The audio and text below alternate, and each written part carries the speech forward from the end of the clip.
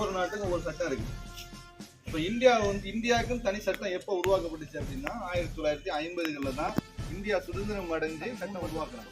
அதுக்கு முன்னாடி வரைக்கும் எந்த சட்டத்தை வச்சு இந்தியாவில் ஆட்சி செய்யப்பட்டுச்சு அப்படின்னா பிரிட்டிஷ் சட்டத்தை வச்சு தான் ஆட்சி செஞ்சாங்க. பிரிட்டிஷ்காரங்க நம்மளை ஆட்சி செஞ்சனால அந்த சட்டத்தையே இந்த மக்கள் என்ன பண்ணிக்கிட்டாங்க, இங்கே உள்ள அரசியல்வாதிகள் தன்னுடைய சட்டமா வச்சுக்கிட்டாங்க. அதுல இருந்து கொஞ்சம் மாற்றம் அடைந்து தான் என்ன வந்திருக்குது, நமக்கு தனியான ஒரு சில சட்டங்கள் 1950களில் டாக்டர் அண்ணல் அம்பேத்கர் வந்து என்ன பண்றாங்க, இந்தியா வந்து ஆட்சி செய்தது யாரு அப்படின்னா முஸ்லிம்கள் தான் ஆட்சி செய்யறாங்க. யார் ஆட்சி செய்யறாங்க? முஸ்லிம்கள் தான். இந்தியா என்பது முஸ்லிம்களால் ஆளப்பட்ட ஒரு நாடா தான் இருந்துச்சு. பிரிட்டிஷ்காரங்க வரதுக்கு முன்பாக வரைக்கும் எப்படிப்பட்ட ஒரு நாடா இருந்துச்சு.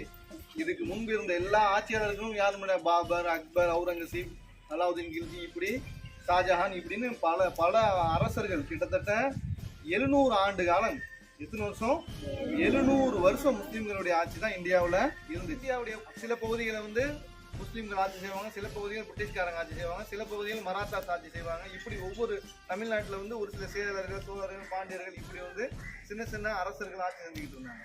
முழுமையாக இந்தியாவை வந்து யாருமா என்ன பண்ணணும் அப்படின்னா இது சம்பந்தமா படிக்கணும். என்ன பண்ணணும், இது சம்பந்தமா படிக்கணும். வரலாறுகளை வந்து நிறைய படிக்கணும். சரியா? அல்லாஹ்வே குர்ஆன்ல வந்து நிறைய வரலாறுகள் சொல்லியிருக்கிறான். எதுக்கு வரலாறு சொல்லும் பொழுது சொல்றான் அப்படின்னா வரலாறு மூலமா உங்களுக்கு படிப்பினை இருக்குது அப்படிங்க. வரலாறு மூலமா என்ன இருக்குது, ஒரு படிப்பினை இருக்குது. ஒரு உதாரணம். அப்ப ஒரு தவறுகளை அங்க திருத்துறதுக்கு தான் அந்த வரலாறுகளை நம்ம வந்து படிக்கணும் அப்படின்னு நம்ம சொல்றது. சரியா?